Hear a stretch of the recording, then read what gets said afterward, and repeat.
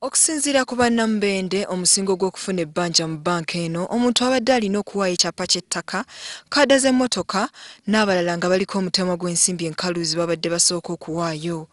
Wabula wayise emyezi 3 gyokka ne babanyika mu nsuwa ne babulawo nga tewali amanyi era nga tewali n'omu akutte ku nsimbi z'abasuubizibwa ekijja abantu mu mbeera.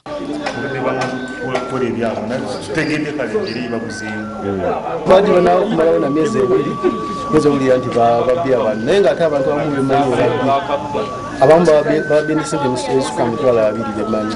Nze naye sina na kirowoozo kya kwewola ssaawe nine baŋŋamba nti ne oba tolina kirowoozo kya kwewola osooka n'okola ki n'osevinga oba ng'osevinzeeyo mu banka yaabwe singa otuuka n'ogamba njagala kwewola kibanguyira okola ki okuwa ssente. Kasule Fred ssentebe w'ekyalo Katogo awabadde wasangibwa banka eno era nga y'omu ku babbiddwa yeewuunya engeri bannannyini ka banka kano gye babakwata obujega kuba n'enjuma babadde bakakkalabiza emirimu badduse tebagisasudde.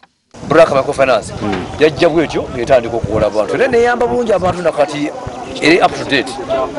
Balowooza ne bano balungi abantu bonna tubawa opapula buno ne bafuna opapula naye kati ekizimbe kino nenanye ekizimbe agamba tebamusasudde ssente. Okusinziira ku kampuni ebadde ekuuma ka banka kano eya New Uganda Securico Limited bagenze okujja basanze oluggi luggale era bagenze okuggulawo ng'enju nkalu.